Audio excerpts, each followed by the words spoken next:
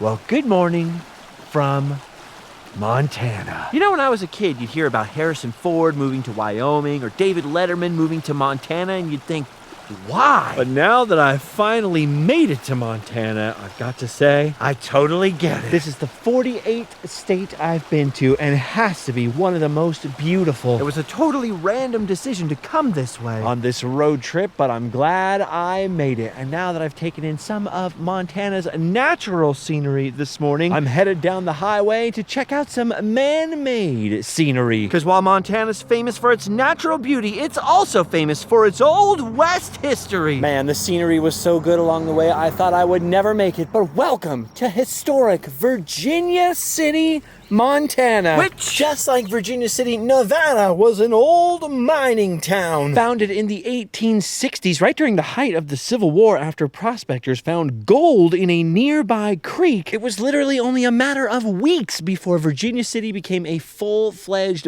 boomtown, and later when the Montana Territory was carved away from the Idaho Territory, for 10 years, Virginia City became Montana's capital. So definitely not your ordinary mining boomtown. very different from the old mining towns or ghost towns I'm used to seeing in California or Nevada. And it's not your typical tourist ghost town either, in more ways than one. Usually, touristy old ghost towns come in two flavors. The first is like Bovey, California, where it's beautifully preserved, arrested decay. It exists in its old school form. And like this building here, it's been preserved. It's trying to teach you about history. The inside of the building will have all kinds of artifacts and period correct stuff. And then there's your other typical Old West ghost town, like Tombstone, Arizona, for example, where the town will be old, but almost all the buildings will have new and modern businesses in them. Clothes and gifts and jewelry and souvenirs and such. But so far, what's standing out to me that makes Virginia City, Montana so different is that here you have both kinds of places right next door to each other. Look at this. Right here we have one of the first stone buildings, if not the first, built in Virginia City in 1863. There was a meeting hall upstairs, there were stores downstairs, and eventually in the 1870s, presumably when the stores could move to finer, newer buildings, the ground floor here was converted into a livery. So this is where they took care of your carriages and your horses and such like. And here it is, still pretty much intact with so many period correct props and artifacts. You could smell the age. You can really get a feeling for what it would be like to live and work in here. And then you walk outside and turn right. And immediately next door is Nacho Mama's Burritos and More. Or if you can resist the burritos and keep on walking, the very next building you get to is a little old-timey toy store with 19th century toys in here and period correct games that the children would play when this was Montana's capital. Virginia City was a lot more domestic than many other mining towns were. Look at the front of this building here. Look at those columns. This is the Old West equivalent of being fancy. They're trying to do a Greek revival here thing. With Greek columns built out of wooden boards. That's because back in the 1860s and 70s, this was a surgeon's office, so this guy was pretty bougie, as the kids say. Dude, this is awesome. I can't believe how many of these buildings date all the way back to 1863. Many old pioneering boom towns and mining towns suffered gigantic fires or being stripped apart for parts. Not many have survived this intact. And part of what helped it stay intact for so long, up into the 21st century, is that 80 years or so ago, in the 1940s, the heir to the General Mills of fortune, a guy named Charlie Bovey, along with his wife Sue, started buying up all the old buildings for miles around and sinking tons of money into restoring them, and then began to open up this whole area as a big outdoor open-air museum. Which is why it's so unusual, the layout here, and why you can come inside some clearly pretty distressed old buildings and see the way they've been shored up over and over the centuries. Like here you can see the original log construction, and there's all kinds of weird cutouts in here so that you can peek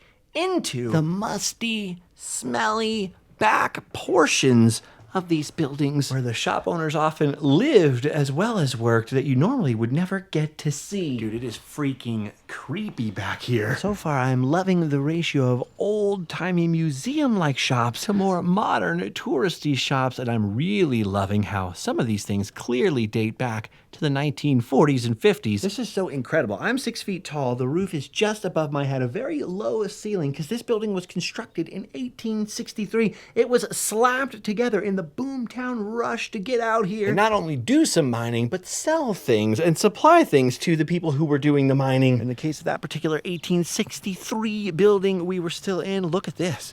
You can see the way that it's all been slapped together to hold up through those Montana summers and winters. You can see the old original log roof in there under a more modern roof. It is pretty wild the way people could come out here and just slap anything together. The only rule being to make sure it worked. Not only for shopkeepers, but especially for the miners who had to find themselves habitations. You'd use whatever material came handy. Now, there's plenty of wood in Montana. To insulate your buildings, you would often use old discarded tin cans like this building here. Recycled crepe boards, pieces of barrels. And it's crazy because there's got to be hundreds of buildings in and around this town. But if you think way back to the 1800s, there would have been thousands of them, maybe. All kinds of little structures and all kinds of weird little crooked alleys between the shanties, shacks, lean-tos, dugouts, outhouses, whatever you could fit inside of that would keep you out of the wind and rain and snow. Now, after the Bovey's time, there were a number of different options for what to do with Virginia City, Montana. And I think the history of how it ended up this way is sort of long and convoluted. But today you have essentially a partnership between the state of Montana, which I think owns most of the stuff here, and the National Park Service, or Department of the Interior. Because even though it's part of the Montana Heritage Commission, it's also a National Historic Landmark. It's a little confusing. It almost became a national park proper for a while there, but I think the state of Montana realized they had something special here, and it's probably for the best they kept a little bit of control, because look at this amazing clutter. Look at the general store set up in here. The National Park Service does great work, and I've been to lots of places they've restored and kept up, but usually it's a lot more strict, a lot more hands off the merchandise, and a lot less props. I mean, they've got a finite budget and literally nationwide properties to worry about. So these kind of multi-agency partnerships make a lot of sense. It saves the National Park Service from having to take full control, but it allows them to make up for some of the budgetary deficiencies you would have if it was just a state park. Dude, look at this. Look at that epic old fire truck converted into a tourist tour wagon. I could not think of the word tour bus there for a second. God, this place is gorgeous. There's so much Old West history that happened here. Virginia City, Montana is particularly famous for its vigilantes. When law and order was a problem out here, citizens banded together in something called a Citizens Safety Committee. Those would be the flash mobs, I guess you could say, of miners and townies and ordinary citizens who would get fed up with the lawlessness and take matters into their own hands. I'm talking about mob rule. I'm talking about hanging, necktie parties. There were many famous Old West characters in this town, like Henry Plummer, the leader of a gang of quote-unquote road agents, aka bandits, highway robbers, who was also a lawman, sheriff of Bannock, Montana. I guess what better cover-up for a secret leader of a gang of road bandits than being a lawman, you know? But Plummer wasn't the only one. Virginia City here was also the place where another famous, sometimes outlaw, sometimes lawman, Jack Slade, who was a legendary gunfighter, Pony Express station operator, and notorious drunkard and rascal, was actually hung in this town for disturbing the peace, aka going on violent drunken sprees. Nowadays, people aren't as familiar with Slade, but he was legendary back in the day, even making it into Mark Twain's book Roughing It, and I believe his widow married the owner of that old livery building we were checking out earlier, William Kiskaden. And by the way, I believe it was upstairs in here where the vigilantes used to meet. Well, at least according to legend. Man, I've spent so much time now just exploring half of this town, and here's the crazy part. We're not here to see just one ghost town, we're here to see two. knew. Because back when there were gold in these hills, there were at least 14 miles of scattered settlements all throughout the gulch surrounding Virginia City that the local Alder Creek runs through. And today, although many of those little scattered settlements are gone, there is another ghost town just down the road, about a mile or so. Aye, laddie, you must be talking about Nevada City. That's what's down the road a piece. No. Nevada City is in California. Aye, right, there's a Nevada City in California and a Nevada City in Montana. What don't you understand, lad? There's 2 Nevada cities and 2 Virginia cities? Great Scott, you're dense. But even though I want to see and do everything, I want to go into every historic building, into every museum, every single gift shop, I'm going to try to have to avoid that instinct and pick up the pace just a little bit, but it's hard. I mean, look at this.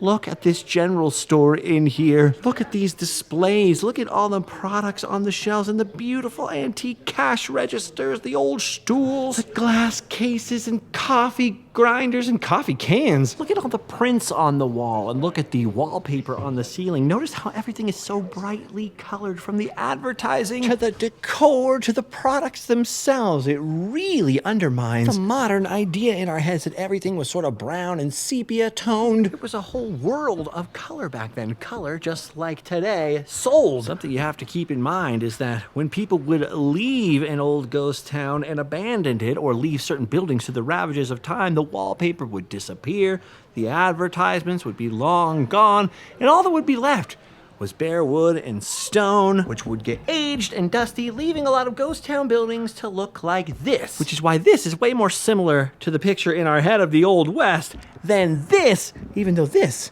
is really what those stores would have looked like. Well, at least as the town got more and more settled. Which happened extremely rapidly as Virginia City became the main supply place for all of southwestern Montana. And then, as I mentioned, the territorial capital. If you were a frontier type that was being raised up in them thar mountains, coming down to Virginia City would be like me going to New York. It blew people's minds, especially kids' minds, to come to town back in the day. One great place you can read about the way they felt is the old Little House books, like Little House in the Big Woods, Little House on the Prairie, when Laura Ingalls describes going into town with her pa. It is a big, exciting event. Dude, look at this beautiful stone building behind me with these beautiful arched windows. To somebody living in a miner's shack, this must have seemed like Notre Dame. Check this out. They've got all these old compositing cases full of letters for printing and old newspaper printing presses. Newspapers were a big deal back in the 1860s. It was during this time that Mark Twain was out in another Virginia city writing away and really just beginning his career as Mark Twain. But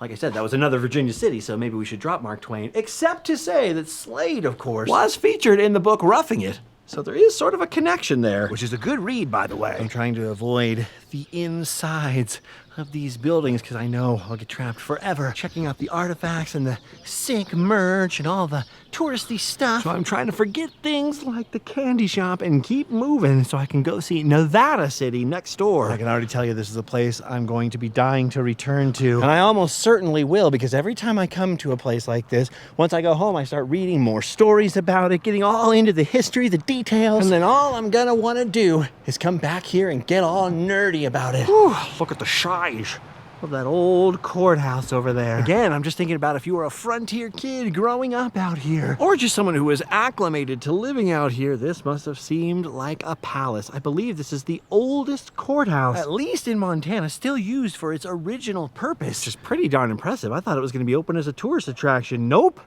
It's closed for court. Dang, 1876. My house was built in 1957, and it doesn't look that good.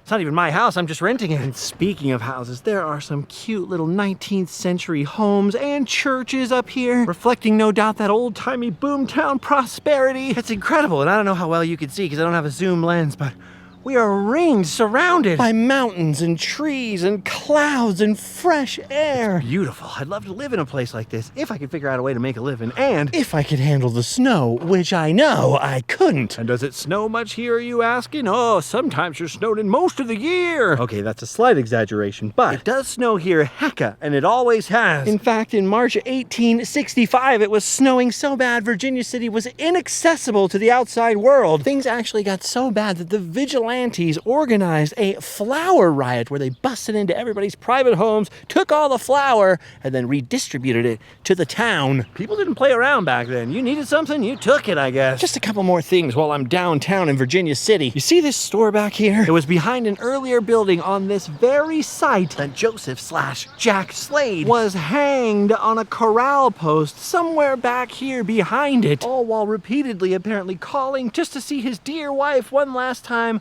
whose house, by the way, his wife's house, which she rented after the hanging, is still here. Weird that she stuck around in town after that. I would have thought the whole hanging thing would have ruined it for her. Another little fast fact for you is that Virginia City here wasn't named after the famous Virginia City in Nevada. The prospectors who originally founded the town wanted to name it after Jefferson Davis's wife. That's right, the First Lady of the Confederacy, because they were mostly made up of displaced Southerners, or Southern sympathizers anyway. But this was right during the height of the Civil War, so that wasn't going to fly with the Unionist judge, who, by way of compromise apparently, named it Virginia City. All right, now there's a couple of ways we can get to Nevada City down the road. We could walk down there a mile or so. We can take the van down there, which is what I prefer since I'll have all my stuff with me. Or if I had a little bit more time, we could hitch a ride on the Alder Gulch Short Line Railroad, which departs from the historic Northern Pacific Depot, and ride all the way there. Like I said, I think I'm going to take the van down there so I have all my stuff, but a train ride does sound good if there's time later on. There was so much more back in Virginia City we didn't have time to look at thoroughly, including that whole epic free museum and shop. But the good news is Virginia City's been here for 160 years. So I'm hopeful that it'll keep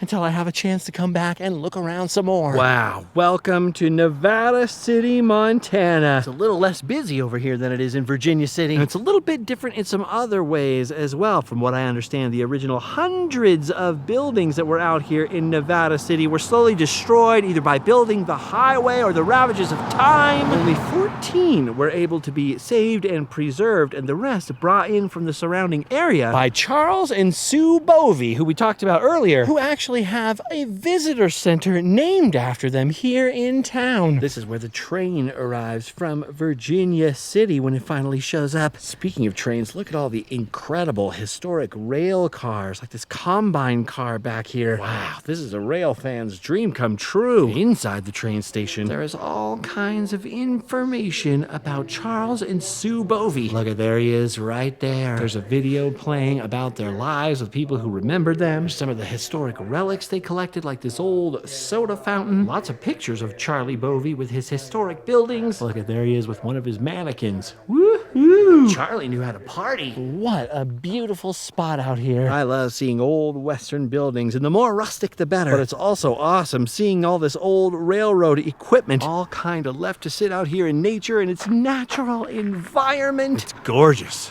Can't get over it. It's so scenic. Apparently, when it's a little bit busier out here, you can pan for gold over near Alder Creek, which has flowed all the way down from Virginia City to Nevada City and beyond. All of this is Alder Gulch, where they were digging the gold out of the hills. And look at this mining equipment left out here. Awesome. I really have no interest in hunting up the proprietor and panning for gold. The only gold I'm looking for now is rusty gold. And they've got that in spades out here. Ooh, it's gently raining, a little sprinkling action going on, which is making this pond look particularly beautiful. I can hear a babbling brook somewhere off in the background. Look at all this equipment. Look at these old wagons here. There are some stamps from a mill to crush ore. This looks like part of an arastra, where you'd have mules or donkeys on either end of this wooden beam turning these giant millstones to crush ore the old-fashioned Spanish way. And look at this old gigantic Mount Vernon dredge. Man, once they industrialize, imagine the amounts of earth that they moved in ore. And that's probably why there's so many crazy, rocky, bumpy mounds down here in the creek bed. Look at all those rocks. They definitely look like tailings or old leftover mining stuff to me. Wait a minute, what's that sound? That's the distinctive electronic sound effect noise. Of that Alder Gulch Railroad, that miniature train coming into town. Look at that thing. It's not very big, is it? But it's not the size that counts. It's the payload. And all those tourists have got to be stoked to be over here now in Nevada City. All right, now I have to admit, I'm a little jealous that I didn't take the train over here. Oh well, we may not have come into town the railroad way, but at least the sun is out now, which is shedding some wonderful light on these old buildings. Now look at this. In addition to being sort of a whole different aesthetic than Virginia City, Nevada City over here has got a whole lot of its historic buildings tucked away behind this fence. It's all part of a museum complex here. It makes it a little bit easier to preserve these buildings since they're a little more remote than Virginia City. And look at this here. This was the site of the miners' court trial and hanging of George Ives. This is how that whole vigilante thing got started, apparently. I don't know much about it, but it says it's the most extraordinary trial in history. And frankly, I don't know enough to disagree with them, so I guess we better get in there and find out some more. Now, once you pay your small entrance fee and enter through the insane old music hall, like musical instrument museum in there, not exactly what I thought I'd find in a ghost town, and which is way too crazy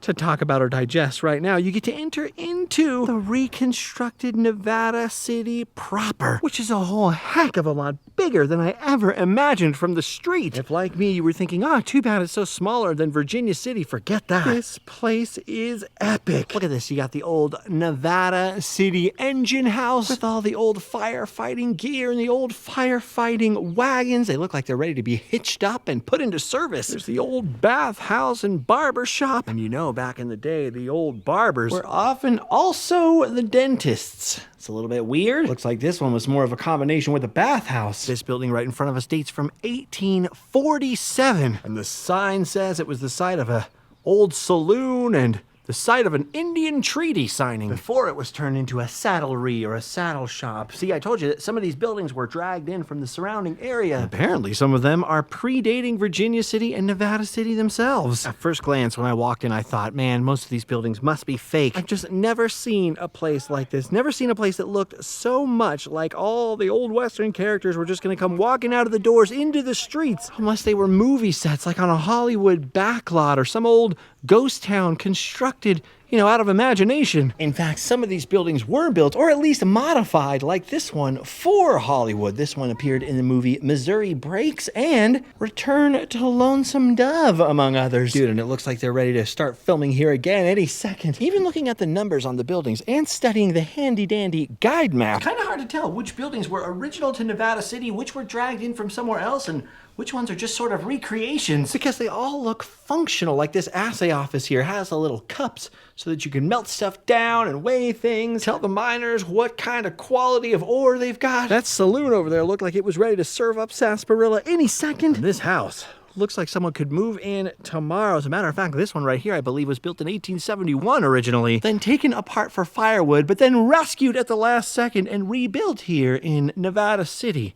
Crazy. Looks like somebody just walked out the door. Look, they've even got their crafts and their newspapers and firewood out here. There's the old pencil mark saying 1871. That's how they knew when the house was first built. Crazy. And just like with Virginia City up the street, all the stores here look like they've just been freshly stocked. Each one of these looks like it could just open for business any second. Look at this one. They've got baby carriages in here, so many antiques, but they all look fresh and new. This is quite a collection, you guys. Color me impressed. Look, they've even got laxatives. Not that you're going to need those in the Old West, not once the shooting starts. You can see there's a little bit of ongoing restoration work here. Looks like there's plenty more work to do with the entry donation, that's for sure. But for the most part, I've got to say, these buildings, like the Sedman House over here, look absolutely immaculate. This is incredible. Look, again, so colorful. Not like the way we picture old westerns. And yet this colorful home was built in 1867 by Oscar Sedman. And there's a tragedy involved with this house. Oscar Sedman's daughter, Cora Sedman, a beloved school teacher, apparently went on a picnic one day and never came back. She just disappeared. Wow, look at that bathtub. I don't even have a bathtub in my house. I take baths in dust like a chinchilla. Dude, just like that haunted house, that haunted Mormon house we saw in Cedar City a couple of days ago. This place feels so well preserved, although it's so much more richly furnished. Look at all the clothing, the wash basin, the trunks, the chamber pots, so you don't have to go to the outhouse in the middle of the night. Gosh, it is beautiful out here, you guys. This is a totally different kind of ghost town experience than I've ever had before. It's not some place falling down in the middle of the desert. It's not completely fictional or contrived or made up by Hollywood. Hollywood. And yet it's not perfectly pristine and perfect like some kind of crazy, overly preserved national park. It's like a perfect mix of being close to and part of civilization and yet feeling remote. And they've got everything here, from the fine and fancy to the more common, down and dirty miners' cabins of all shapes and sizes, including the ones with the sod roofs. Look at that.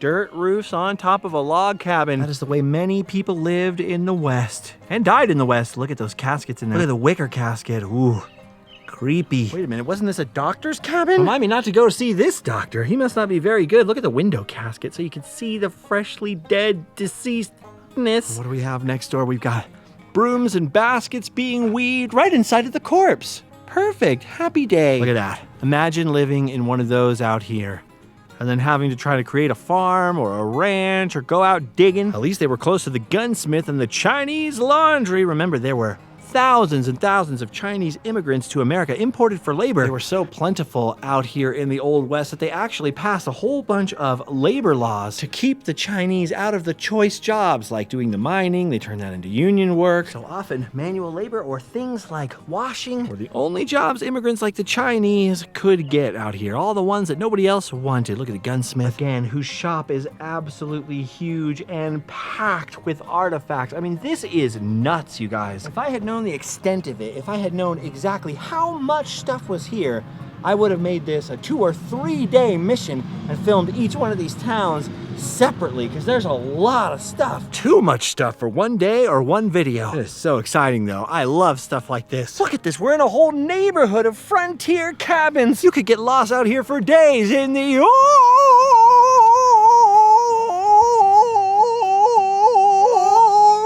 West. Oh my gosh, and how Old West is this? Look at this. A working outhouse, just like Grandma used to use. Dude, the setup here really transports you back in time. I feel like I'm in the 19th century. I feel like Laura Ingalls is gonna walk up or Abraham Lincoln's gonna come down the street. It really feels like a living, breathing, working town. No shade on some of my favorite places on earth, but this is better than Disneyland or Knott's Berry Farm or really any other Old Western attraction I have ever been to. Cumulatively, all added together, this might be the greatest ghost town I've ever seen. And once again, each one of these buildings is filled with historic artifacts, period correct furnishings, so much information, so much history. And so many more of these buildings are authentic than I thought they were going to be. Just think of the theme park or Old West tourist town version of a stable. And then look at this. Look at the size of this place. It's gargantuan. And it's not just the carriages and wagons and coaches. It's the lumber, the tools, the accoutrement, the harnesses. Look at this, the wheelmaker's workshop, the blacksmithing. Look at all the wheels up there. Look at the belts and machinery. Just this one building is unlike anything I've ever seen before. I'm almost speechless. I'm never quite speechless, but I'm almost speechless. Now multiply that level of detail by all the buildings out here that you can see. If you are a fan of old-timey stuff, you know, Anne of Green Gables, Laura Ingalls Wilder, old westerns, or just pioneer history, I don't think off the top of my head I could recommend you a better place to visit. They've even got everybody's mother-in-law's house. Unbelievable. Unbelievable that people don't live out here and work out here. This is the coolest place ever. I desperately want to show you everything here, but I literally can't. I don't have that many batteries. I've been a lot of places, but every once in a while, I go someplace so special that I know while I'm walking around, I'm gonna have weird dreams about it for the rest of my life. This is 100% one of those places, and we didn't even look at the main attractions out on the road there over that fence. All right, listen up. Who's coming outside to have a gunfight? Reckon I'll have a gunfight with you, mister. Long as we're using finger guns. Oh, you will you? Well, come on outside. Okay. But you don't know, mister, is I ain't never lost a finger gun battle yet. Quit your yapping and draw. You ready? Yep. On the count of 3. 1, 2, 3. Oh. He got me. Tell my ma I love her. Tell my pa to love my ma. Oh, and tell Allie I love her. And tell Julio to love Allie. And tell everyone to love each other. And oh, wait a minute. Finger guns ain't got no bullets. They ain't real guns. Wow. And there ain't no one there. It wasn't even a real gunfight. This is literally the most fun I have had in so so long. I can't believe I have this place mostly all to myself, and it's summer now. It's freaking June. School is out. Do people just not know about how awesome Nevada City, Montana is? Dude, I'm telling you, I love Virginia City, Nevada, and I used to get so annoyed when I try to Google stuff about it, and all this Virginia City, Montana stuff would come up. But now I get it.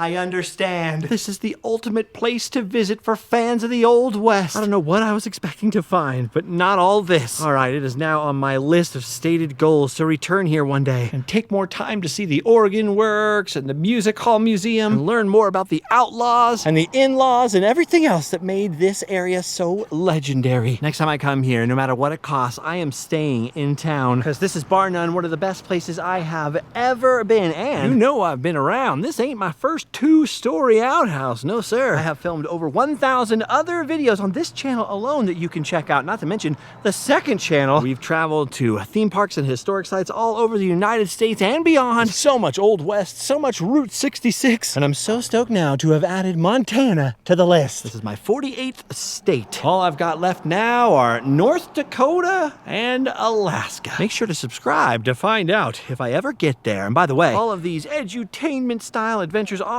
funded by viewers like you through Patreon, through memberships. Go to randomland.com. You can find all the links to everything, including our sick 10th anniversary merch. Now, I've seen a lot of historic towns and a lot of ghost towns in my day, traveling around the country in the last 10 years of filming these episodes. And if you had to hold my feet to the fire and ask me which one is the best one in America today, I would say collectively this one, which I realize is a bold statement, and it's not that I don't love them all, but these two are epic. All right, I'm gonna head into the free museum and gift shop and grab a couple of books for future research because I definitely want to come back. Then I think I might take a little ride on the train. You guys check out those links below, and then you know what? We'll have all done our duty. We can go home and sleep well.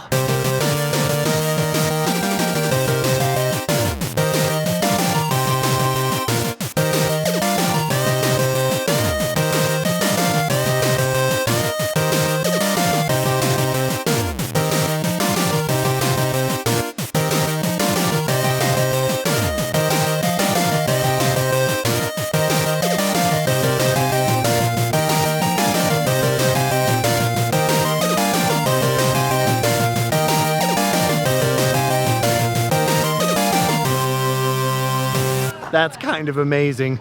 Oh my gosh, a selfie spot. Sick pic!